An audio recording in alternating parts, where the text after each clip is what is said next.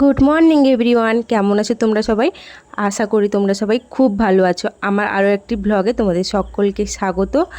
আর তো আমি অনেক দিনের পর কিন্তু আজকে শ্যাম্পু করেছি, কারণ চুলের অবস্থা খুব খারাপ। আমার চুলে অতিরিক্ত ঘামের জন্য কিন্তু এতটা চুল উঠছে যে কল্পনা করতে পারছি না। আর চুল উঠায় আমি সত্যিই খুব টেনশানে আছি। আমার এমনি চুল নেই মাথায়, আর সব উঠে যাচ্ছে। কেন বলো তো? মাথায় এতটা ঘাম হচ্ছে, আর ঘামের জন্য না আমার প্রচুর ড্যান্ড্রফ হয়। গরমকালেও ড্যান্ড্রফ হচ্ছে, তো ওই কারণে কিন্তু বিশালভাবে আমার চুল উঠে যাচ্ছে। আর এখন আমি কিন্তু ঘরটা একটু গুছিয়ে নিচ্ছি, কারণ স্কুল যে যাচ্ছি কয়েকদিন ধরে শাড়িগুলো কিন্তু আমি কিছুই গুছোইনি, ভাঁজ করেই রাখিনি, পরছি আর আলনাতে রেখে দিচ্ছি। ওই কারণে ভাবলাম যে না, রুমটা একটু গোছানো দরকার। আর আমি কিন্তু বেশি শাড়ি বের করিনি, এই দুটো শাড়িই বের করেছি, কারণ যত বের করব আমাকে কিন্তু সবই ধুতে হবে। ঘরটার অবস্থা কিন্তু মানে খুব খারাপ অবস্থা, কারণ গরমের জন্য সত্যি কথা ঘর দোর কিছু পরিষ্কার করতে পারছি না। আর এখন চলে এসেছি কিন্তু রান্নাঘরে। এই যে বাড়ির কাছে ঝিঙ্গে, আর বাপি ঢ্যাঁড়স নিয়ে এসেছিলো, আর মা এখন কাটছে কিন্তু ঝিঙ্গে, কারণ ঝিঙ্গের তরকারি হবে। আর বাড়ির গাছের ঝিঙ্গে তো খুবই টেস্ট। নারকেল, এগুলো হচ্ছে কিন্তু শুকনো নারকেল, হ্যাঁ, এগুলো কিন্তু তেল হবে, ওই কারণে কেটে রোদে দেয়া হয়েছে, তেল বের করানো হবে। এখন দোকানে যাচ্ছি, কারণ বাপি কাঠি যাবে ওষুধ আনতে, আর এই সুযোগে আমি দোকানে থাকবো।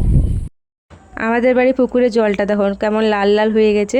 আসলে জলে কিন্তু পটাশ ফেলা হয়েছে, জলটা অনেকটাই খারাপ হয়ে গেছে, ওই কারণেই কিন্তু পটাশ দিয়েছে। এখন কিন্তু দুপুরে মা আমি সবাই ঘাটে বসছি, বাপি ওইদিকে কিন্তু জামা কাপড় কাচছে, কারণ গরমে বাড়িতে সত্যি কথা থাকা যাচ্ছে না, এই জন্য ঘাটে এসে বসে আছি।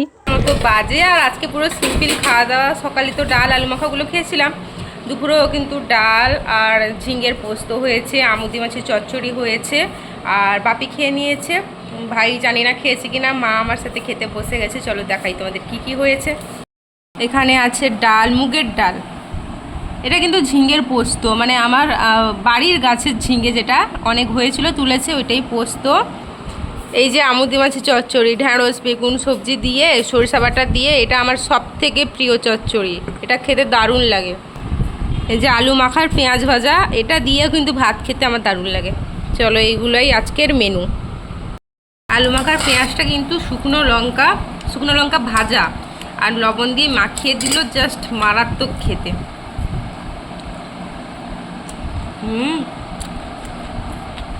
দারুণ লাগছে। আর আজকে সেই হারে গরম পড়েছে, আর প্রতিদিন ওই রিচ রান্না এটা সেটা খাওয়ার থেকে সিম্পল খাওয়া অনেক ভালো।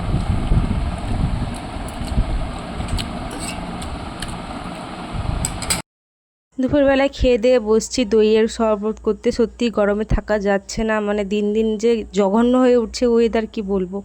আর দই ছিল ফ্রিজে, সবার খাওয়া হয়ে গেছে আগের দিন, ওটাই আমি কিন্তু এখন শরবত করে খাচ্ছি। বিকালে 5:30 মতো বাজে, এক্ষুনি ঘুম থেকে উঠলাম, আর উঠেই একটু চোখ মুখ ধুয়ে রাস্তার পাশে এলাম। মা দোকানে আছে, আর এতটা রোদ 5:30টার সময় তোমাদের দেখাচ্ছি, তেজ কমেনি। দেখো জাস্ট সূর্য যেন মানে ঝলসে উঠছে, মানুষকে ভাপিয়ে দিচ্ছে, হ্যাঁ, সিদ্ধ হচ্ছে পুরো। আর ওইদিকে দেখো মাঠে নাঙ্গল হয়ে গেছে চাষবাসের জন্য। দোকান থেকে চেয়ারটা নিয়ে এই বাইরে পেতে একটু বসলাম, একটু বাতাস হচ্ছে। আর দোকানের ভেতরে বসলে পুরো মানে সত্যি ভাপিয়ে সিদ্ধ হয়ে যাব। দোকানটা এতটা গরম, মানে অনেকে বাজার নিতে আসে এই বিকালে সন্ধ্যার দিকে, দোকানে ঢুকেই বলি বাবা কি গরম, সত্যি এত গরম কি বলবো তোমাদের। আর বাইরে একটু ফুরফুরে হাওয়া হচ্ছে, আর চারিদিকে মাঠ কিন্তু নাঙ্গল হচ্ছে চাষের জন্য। এই সময় কিন্তু ধানের চারা ফেলা হয়, আমাদের বাড়িতেও হবে। আর দোকানে চা করে দিয়ে গেল, এখন বাজে 6:30। খেয়ে নেই, এই গরমের মধ্যেও খিদাও পেয়েছে, আর গরমের মধ্যে কী আছে, কি চা খাওয়া নিয়ে আর কি গরম আছে। চাটা খেয়ে নিব এক্ষুনি। আর সবাই বাইরে বসছে ফ্যান চালিয়ে। দোকানে আর আলু বস্তা বাপি বিকালবেলায় এনেছিল, ওটাই দেখো মা এখন পরিষ্কার করছে। খারাপ আলু ভালো আলু ওগুলো কিন্তু বেছে মা বাড়িতে রেখে দিচ্ছে। এই যে এবারের বস্তাটা ভালো পড়েছে, আগের বারের বস্তাটা একবারেই ভালো পড়েনি। আর গরমের জন্য না তাড়াতাড়ি আলুগুলো নষ্ট হয়ে যাচ্ছে, আলুগুলো কিন্তু পচে যাচ্ছে। এই যে ঝিঙ্গের খোসা, দুপুরে তো পোস্ত হলো, বাটা আর খাওয়া হয়নি, গরমের জন্য করেনি। আর এখন আমি ফ্রিজে ভরে রেখে দিব, কারণ রাতে বাটাটা খেতে নেই, ওই কারণে ফ্রিজে রেখে দেবো, কাল হবে। যাচ্ছি ভাত করব, মা ওইদিকে আলু বস্তা থেকে আলু বের করছে, তো ওই কারণে রাতে ভাত কিন্তু আমি করব। ওই যে চাল বের করতে যাব, 8টা 10-15 হয়ে গেছে। চলো ভাত বসিয়ে দিই। একে দেখো, বোনেরা আমাদের বাড়িতে এসছে সন্ধ্যাবেলায়। আর এই যে দেখো আমি ভাত বসাবো এখন, ওকে আমি বেলা ধরিয়ে দিয়েছি। এই যে চাল নিচ্ছি 1 বাটি চাল, কারণ শুধু আমিই ভাত খাবো, ওই কারণে কিন্তু 1 বাটি চাল দিচ্ছি। এখন এই যে আমি চাল ধুচ্ছি, এক হাতে ফোন ধরেছি, এক হাতে কিন্তু চাল ধুচ্ছি। আর রাতে সেরকম কেউ ভাত খায় না, শুধুমাত্র আমিই ভাত খাই। এই যে 1 বাটি চাল নিয়েছি, ওটাও কিন্তু আমার জন্য এনা বেশি হয়ে গেছে, পরের দিন পান্তার থেকে যায়। আর মা ওইদিকে কিন্তু দোকানে আছে, ওই যে আলু বাসছে, ওই কারণে কিন্তু এই যে দেখো আমি ভাত বসিয়ে দিচ্ছি হাঁড়িতে করে। এই যে ছোট্ট হাঁড়ি, এই হাঁড়িটা কিন্তু আমি মেসে নিয়ে গেছিলাম, যখন আমি মেদিনীপুরে পড়তাম কলেজে, তখন মেসে থাকতাম, এই ছোট্ট হাঁড়িটা নিয়ে গেছিলাম। এই হাঁড়িতেই কিন্তু ভাত হতো। এই যে দেখো মামার বাড়ি যাবে, রেডি হচ্ছে। ওর মা ওর বোনেরা সবাই মামার বাড়িতে যাবে, ওই কারণে দোকানে এসে বসছিল, ওর মামা এসে নিয়ে যাবে। এই যে দেখো ও এখন চিরুনি দিচ্ছে।